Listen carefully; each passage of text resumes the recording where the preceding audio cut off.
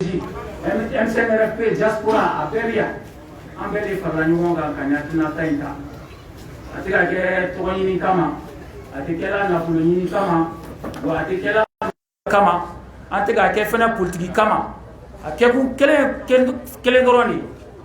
ambalma munu ni tanyara ambalma munu banana ka justice nyini ka duma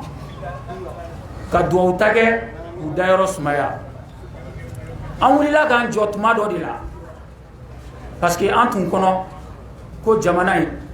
n'an tun m'an jɔ a tɔni tun man ca o jɔli kosɔn an tun ye jamana kalifa minnu na n'an yɛrɛ bolofɛnw ye olu wulila ka wale ta ka ɲɛsin jamanadenw ma ka wuli yɔrɔ min yɛrɛ la gazi man ka ci ye ka wuli ka marifa ta ka ɲɛsin adamaden ma a bololankolo ka kisɛ ci a la ko parce que ko se bɛ aw ye ka ɲina ko se min tun b'aw ye anw de ka se kalifalen don ka wuli ka se dɔw ka baarayɔrɔ la o tun tɛ activité in kɔnɔ yɛrɛ ka t'u faga ko parce que ko se bɛ aw ye mais u ɲinɛna k'a fɔ ko se bɛ ala ye bi ala y'a kɛ cogo min a b'o cogo kelen na an bɛ hali bi foli bila bɛɛ ban n'an ko an bɛ nin traduction kɛ bamanankan na point par point an bɛ mɛn a kɔnɔna la kumabaga ka ca a ka d'an ye an ka kumaw surunya parce que an bɛ kɛnɛ min kan fɛti tɛ dusuma kasa kɛnɛ de don a kan ka dɔrɔn an ka na ka kɛnɛ ɲɛfɔ maaw ye ka hakilinata ɲɛfɔ maaw ye k'a fɔ mɔgɔw ye hali bi an k'an cɛsiri an jɔlen ka to jamana in ye maa o maa n'i nana jamana kunna n'an y'a ye k'a fɔ ko jamana bɛ ka kurukutu e de bolo i k'a bila i kunna an wulila k'an jɔ cogo min na kɔrɔlen an bɛ wuli k'an jɔ o cogo kelen na fo ka dɔ fara o kan donc aw ka bonya kɔnɔna na a bɛ se ka kɛ n tora kuma la kuma jɛngɛnna ka se dɔ ma n'o kɛra degun ye o ma ma dabɔ a kama n bɛ hakɛto ɲinikaw fɛ ka bɔ kuma la nin yɔrɔ la ala ka hinɛ banbagatɔw la ala k'an ka cɛkɔrɔba mɛn an kɔrɔ merci beaucoup.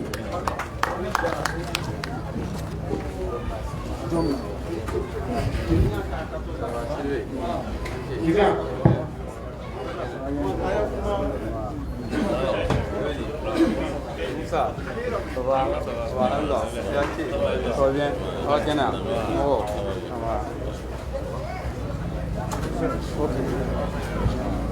Oui, on a. Oui, oui. Comment tu as appelé?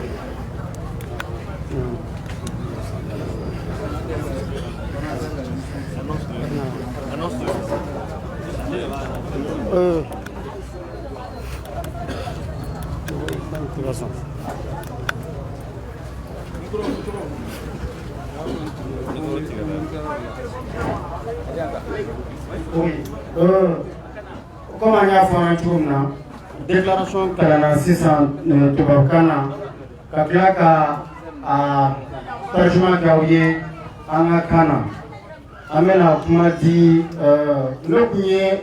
collectif des victimes de annoncé, ma père a fait le poids de M5 RFP représentant. N'a le pendant juste pour me distribuer. A Kahaketon. Non, c'est bon.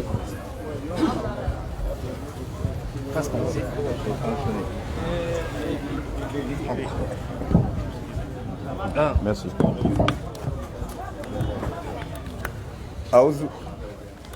Aouzu billahi minal shaitani rajim. Allez-y. Allô. Aouzu billahi minal shaitani rajim. Anklina herla alaka anchi herla. M5 RFP comité stratégique. M5 RFP Tondé Tchemani Moussouma. Moumbe Mali Kono Adi Moumbe Mali Kokan. Abe Foma ko malien de la diaspora. Ou Togola, Koka Bo, Koka Folie ke au Bella Jelé. Au fin fena au Mosséan Océan. Ani Mou se Massé Gouresia. Ganou Hakli na Oubea, Anou Gania Oubea no. Et comité stratégique, Moko Koka Agato Yini au fait. Oubema se Gasea. Nga amba yini ala fe yana be ban chama be songa sean donc ko nga na ka kuma tabi utola ko ka duwa donke anga bamba to yi ala ka hinawla ala ka yafa uma ala ka yemsa uma yanyi uyan konkiti mina ala ko nogoya anu buta jemina ala ko nogoya mun fana be no binolu banano ala ka nogoya kuye ka toro dogoya ka sinu sa biye nga ko k'a fɔ aw ye fɛnɛ k'a fɔ comme an ye min laɲini n'o ye justice ko ye ko baaraw daminɛna ministère de la justice fɛ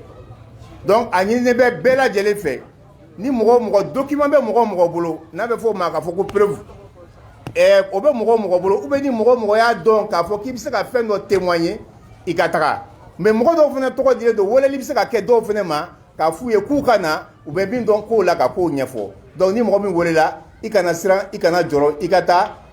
témoignage de don ka taa témoignage kɛ walasi an bɛ ka laɲini min ɲini o bɛ se ka sabati cogo min na donc yan nɔ n bɛ bɔ kuma la ni fili min yera kuma la comité stratégique ka kuma t'o ye dɛ o ye ne ka kuma ye o ye kuma dɔnbaliya ye ne b'o hakɛto ɲini aw fɛ ala k'an bɛn kelen ma ala ka jamana suma merci. Merci beaucoup. K'aw ladonna k'a fɔ an kɔrɔ dɔ donna kɛnɛ kɔnɔ n'o ye professeur Clément Dembélé ye sisan an bɛna kuma di Abdoulaye Sidibé collectif des victimes olu ka représentant don.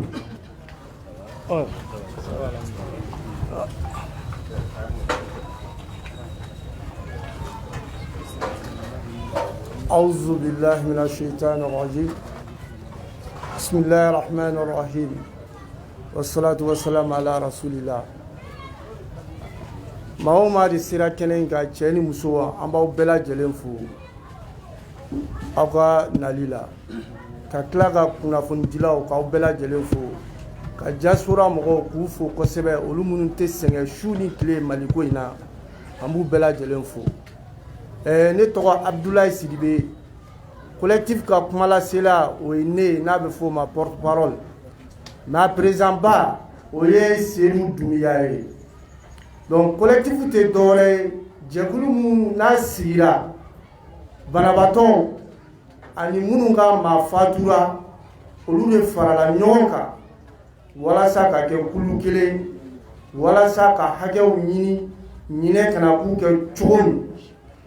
donc o de y'an fara ɲɔgɔn kan mais bi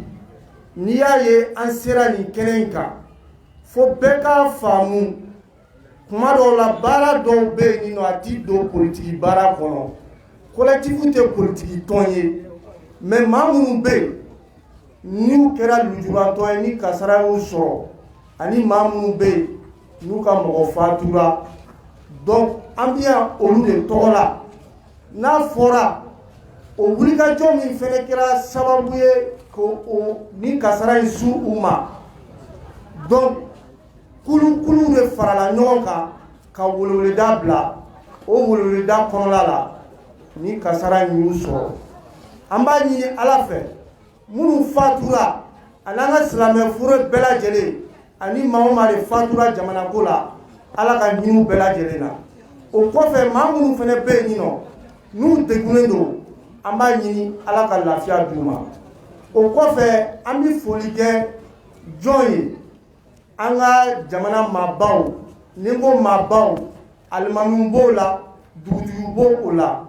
ani regroupement dɔw bɛ o ɲɛmɔgɔw b'o la parce que Dunga y'a fɔ cogo min n'i y'a ye nin kɛnɛ in kan maa dɔw ni maa dɔw bɛ yen nɔ o tun tɛ ɲɔgɔn kan fɔ maa dɔw ni maa dɔw tun bɛ gɛlɛya caman tun bɛ yen kulu dɔw ni kulu dɔw bɛ gɛlɛya caman tun bɛ yen mais ala barika ani jamana in taabolo donc ani n y'a fɔ aw ye cogo min ani an ka maabaw alimamuw b'o la dugutigilakaw b'o la donc o kɔfɛ n bɛ CEMACI coordinateur général k'o fo kosɛbɛ Jawara parce que nin y'a dɔgɔkun kelen de a tɛ sunɔgɔ ka da mun kan cɛsiri a ye fɛn bɛɛ kɛ pour que bɛn a bɛ se ka sabati n bɛ Jawara fo donc collectif ka laɲini ye mun ye parce que n'i bɛ kuma mɔgɔw tɔgɔ la f'i k'u ka laɲini yɛrɛ fɔ u ka laɲini fɔlɔfɔlɔ dɔ ye mun ye depuis ko in kɛra fo bi an tɛna don jalaki ni fɛn wɛrɛ kɔnɔ bi mais an bɛ weleweleda de bila k'a fɔ jamanaden cɛ ani muso kɛrɛnkɛrɛnnenya minnu ye wulikajɔ sabati pour que nin baara in victime u bɛ se ka furakɛ an b'olu fɛnɛ fo ne ɲɔ da don kuma la n hakili bɛ jigin jɔn na bɛn de cerveau a fɛnɛ ma se ka se kɛnɛ in kan yan o kɔfɛ professeur Clément Dambélé ale fɛnɛ ka intervention cayara victime tɔgɔ la o kɔfɛ n hakili bɛ jigin jɔn na Nusar parce que n y'o de fɔ collectivité victime ko tɛ parti ko ye parce que an bɛɛ y'a ye Nusar ye projet de loi dɔ ta ka proposer jamana ye victime tɔgɔ la u ka indemnisation ko c'est-à-dire la réparation des faits olu bɛ kɛ cogo min bɛɛ y'a ye a y'o baara in kɛ o fɛnɛ ni foli ka kan donc k'a fɔ aw ye an bɛ ka kuma yɔrɔ min bi banabaatɔw bɛ yen nɔ nɛgɛ b'u sen na ka sababuya kɛ moyen tɛ ka nɛgɛ bɔ an bɛ ka kuma yɔrɔ min bi mɔgɔw bɛ yen bali b'u sen na ka sababuya kɛ moyen tɛ an bɛ ka kuma yɔrɔ min bi mɔgɔw bɛ yen u bolo paralyselen don docteur y'a jira k'a dɔw ka intervention tɛ se ka kɛ Mali la fo ka taa n'u ye kɔfɛ aw bɛɛ lajɛlen b'a kalama depuis kunu M5 RFP a kun t'a dɔn k'a bɛna jɔyɔrɔ sɔrɔ gouvernement kɔnɔ parce que bɛɛ lajɛlen b'a kalama depuis fanga yɛlɛma kɛra M5 kɛra bolo kɔfɛtɔ fɛn ye kɛrɛfɛ mais bi an ɲɛ jɔlen don M5 la parce que jamana ɲɛmɔgɔya fɔlɔ gouvernement ɲɛmɔgɔya fɔlɔ bɛ M5 de bolo donc kunu an ye Choguel Kokala Maïga son excellence an ye layidu caman di ɲɔgɔn ma a ka ca ni kalo 4 ye k'a fɔ ale bɛ layidu di collectif ma don o don ni M5 n'a da donna jamana ko la ale ka baara fɔlɔfɔlɔ bɛ kɛ victime u ka prise en charge bɛ se ka kɛ cogo min kiiri bɛ se ka boloda cogo min o kɔfɛ indemnisation bɛ se ka kɛ cogo min mais an nana ye alhamdulilayi o don na juma tɛmɛlen a y'an reçoit primature kɔnɔ a ye fɛn caman boloda an y'a ye justice la baara fɔlɔw daminɛ la donc an bɛ hakɛto ɲini aw fɛ ka salamu di aw bɛɛ ma wa salamu alaikum.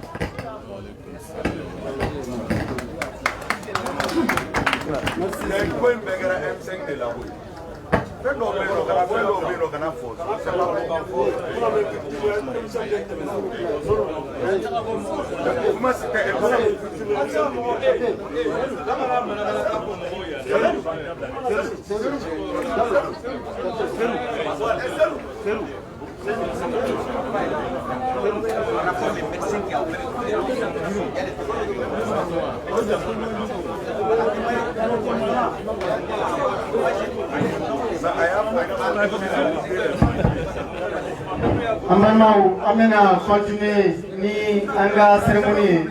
ambe kene mun kan ni hina kene de ni tasibla kene de o hukumu kono na amena kuma di Nusar bismillah. Est-ce que salam alaikum aw ni sɔgɔma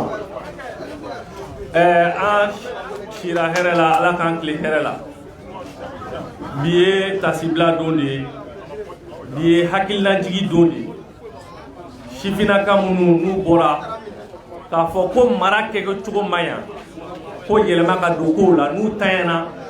an bɛ olu ka kɛnɛ de kan an bɛ yan bi k'a jira k'a fɔ ko an ma ɲinɛ u kɔ wa an tɛna ɲinɛ u kɔ minnu joginnen don an bɛ dugawu kɛ ala ka lafiya d'u ma minnu tanyana ala ka hin'u la u y'an kɔnkiti min na ala k'o nɔgɔya ne tɛna kuma fɛn wɛrɛ kan ne bɛna kuma kiiri de kan an kana ɲɔgɔn nɛgɛ an ɲɛ b'a la ka mɛn sira la sariya ko in na dɛ an ɲɛ b'a la ka mɛn sira la yɛrɛ de san kelen mɔgɔ ma minɛ mɔgɔ ma wele o ye sariya sugu jumɛn ye donc k'a fɔ aw ɲɛna an bɔra cogo min ka IBK gɛn a y'aw labɛn an bɛ bɔ o kelen cogo la minnu ye walidenw faga u ka minɛ u ka don kaso la a bɛ se ka kɛ minnu bɛ fanga la olu t'an dɔn dɛ nka bilahi minnu ye maaw faga u b'an dɔn u b'a dɔn k'an tɛ siran u b'a dɔn k'an tɛ se ka dɛsɛ u la jamana in kɔnɔna na donc kuma kelen de don a y'aw sigi k'aw kulomada ni ala sɔnna a ma maa minnu ye walidenw bɔnɛ u nin na misiri kɔnɔ ORTM na assemblée la bilahi hali n'an taara lahara kana u bɛ kiri donc o nɔgɔ ka bɔ a la kuma caman bɛ fɔ la vraiment u ɲinana mɔgɔw kɔ réseau an bɛ se ka ɲina ninnu kɔ n'an ɲina kɔ yan lahara kiti bɛ tigɛ an n'u cɛ an ma mɔgɔ wɛrɛ t'a dɔn dɛ nka an ta ye min ye a tɛ dabila fo kiiri ka kɛ a tɛ dabila fo maa minnu ye kisɛ ci walidenw na u ka minɛ u ka don kaso la donc a kɛra bamakɔ a kɛra kayi a kɛra sikaso u ka avion ta tɛ u ka to ka avion ta problème t'a la u ka yala yala nka don bɛ se u bɛ wele u bɛ juger ni ala sɔnna a ma u bɛ condamner a ye mɔgɔ ja o bɛ kɛ a ma mɔgɔ ja o bɛ kɛ an y'o layidu ta Sidibe y'a fɔ an ye sariya dɔ proposition kɛ u b'a la k'a ko kɛ taga ni segin ye fɔlɔ k'a nigisi nagasa comme a renvoyé la k'a bila la session prochaine na donc ka jan ka sebali tɛ session bɛna dayɛlɛ o an b'a ye u bɛna min fɔ o ko la o kɔrɔ tɛ k'a fɔ ko ni musaka dɔ taara ka di Sidibe y'a fɔ sisan dɔw bɛ yen bali b'u sen na a tɛ se ka bɔ yan dɔw bɛ yen u tɛ se ka furakɛ u bɛna furakɛ cogo di n ko musaka de b'u furakɛ musaka dɔ ka ɲini ka d'u ma ka d'u somɔgɔw ma dɔw kun y'u denw jigi de u y'u faw jigi de bi u bɛ maɲumantogo kɔnɔ ne de ye kisɛ ci yan n ko jamana ka mɔgɔ de ye kisɛ ci jamana ka wari d'u ma donc o ko an b'o ko fɛnɛ kan o kɔrɔ tɛ ko ni musaka dɔ d'u ma ko kiiri ko bɛ dabila a ti dabila bi a ti dabila sini a bɛ dabila don kelen min na ni maa min ye kisɛ ci n'u welela an ɲɛ bɛ jɔlɔkɔ la o tɛgɛ la o b'a la ka taa MCA la ni ala sɔnna a ma a bɛ dabila o don donc an kɔni b'o layidu ta ye donc a jan ka sebali tɛ ni ala sɔnna a ma nin victime ninnu san o san an bɛ ɲɔgɔn dalajɛ k'an hakili ka tasibila k'u ye san o san an bɛ ɲɔgɔn dalajɛ ka dugawu don u ye u wulila k'u jɔ jamana de ye u m'a kɛ mɔgɔ kama u m'a kɛ cɛ kama u m'a kɛ muso kama u y'a kɛ jamana de ye o jamana u ye juru don an na dɛ wa o juru maa ma y'i ban k'o sara kiti bɛ tigɛ u n'u cɛ lahara an sigilen b'o de kan bi ka layidu ta u ye a tɛ dabila bi a tɛ dabila sini fo ni maafalaw minɛna don min an bɛ sɔrɔ k'a fɔ alhamdulilayi hakɛto bɛ kuma la salala ma. Merci beaucoup Moussar i ka laseli la an bɛna kuma di club de soutien international Imam Mahamudu Diko ni o ka représentant bi yan an bɛ kuma d'o ma ka dɔɔni fɔ o kɔfɛ an kɔrɔ professeur Clément Dambele an bɛ kuma d'ale ma ni Clément tilala kuma na ni misiri tila weleli fɛn ye an bɛ taa an bɛ seli an bɛ segin ka na pour le témoignage déjà ka a dɔw tulo kan k'a fɔ ministre dɔw ko ne la sɔnna k'u bɛna kɛnɛ in kan k'u bɛ nalen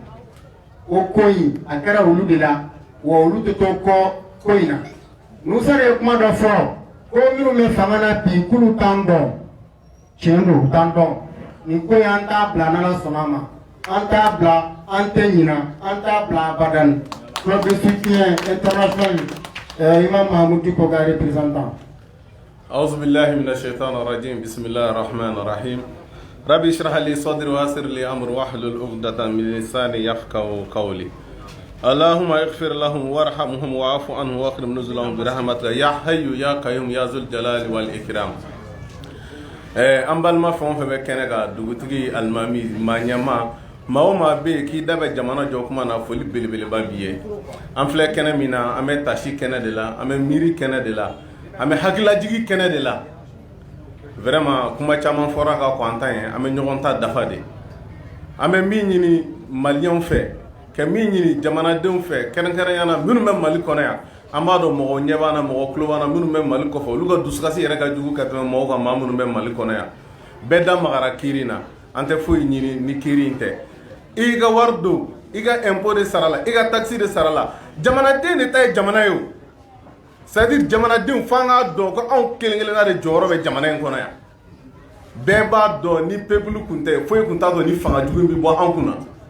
donc an kana jɔn an yɛrɛ la anw de ye ko in ye an kana an jigi da maa si kan a kɛra karisa ye a kɛra karima masira mɔgɔ si tɛ yen min bɛna an ka mali jɔ ni anw yɛrɛ tɛ an bɛ min ɲini o ye bolodi ɲɔgɔnma ye jɛkulu min farala ɲɔgɔn kan ka nin ko in labɛn semasi b'a la club soutien b'a la badalabugu jeunesse b'a la M5 b'a la comité stratégique b'a la munna an bɛ se ka fara ɲɔgɔn kan halisa kura ye donc maliyɛnw an ka kɛ ɲɔgɔn fɛ an k'an tɛgɛ di ɲɔgɔn ma an k'a yira an ka faamaw na ni kiiri tɛ foyi tɛ yen wallahi ni kiiri ma jɔ jamana o jamana na a jamana ti bɔ nɔgɔ la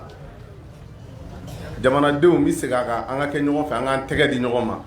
kuma ti janya an bɛ dugawu kɛ banbatɔ ye halisa ala ka hinɛ na ala ka yafu ma imam mahamud digo ala ka n'a ɲɛmɛ ɲɔgɔn na ɲɔrɔ sirifikɛ ala ka n'a ɲɛmɛ ɲɔgɔn na mɔgɔ mɔgɔ bɛ kɛnɛ na yan foli ni karama b'a bɛɛ lajɛlen wasalamu alaikum wa rahmatullahi wa barakatuh club ka ciden don Boubacar Traoré. Merci beaucoup Traoré. An bɛna kuma di an kɔrɔ ma professeur Clément Dembélé. N kɔrɔ bisimila.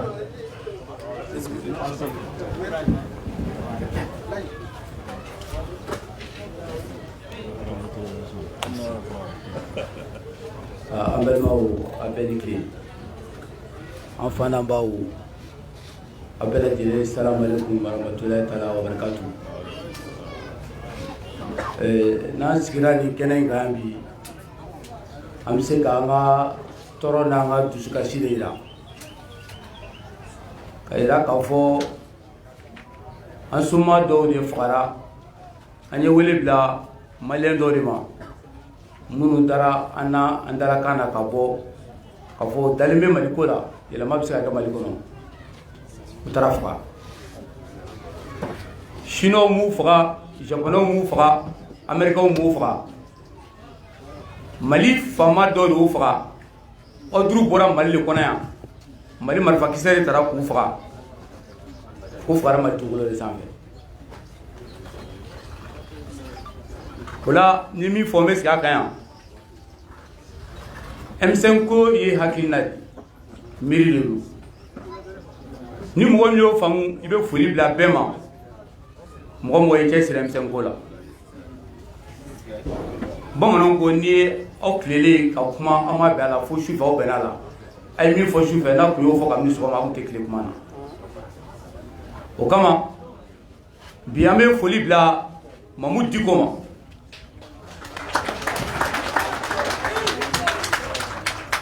pourquoi an bɛ foli bila Mamudu Diko ma fɛn fɛn bɛ fɔ o kɔfɛ don dɔ kɔni tɛmɛna a kun kan ka faga o don ala de y'a ni kisi an fana ka sɔn o ma o foli kan ka bila hali kafiri ka fisa ni fitiriwale ye mɔgɔ o mɔgɔ wulila M5 ko la ka kɛlɛ kɛ an bɛ foli bila bɛɛ ma minnu tun b'a ɲɛmɔgɔya la ani denmisɛn sifin minnu ɲɛ b'a caman na yan olu de bɔra tile kɔrɔ gazi cira olu de la olu de y'a kabakurubonw kɛ don min na fagali bɛ kɛ yan caman bɛ bi ka gulokiba cɛ n'i ko k'u kun kan na don kun tɛ na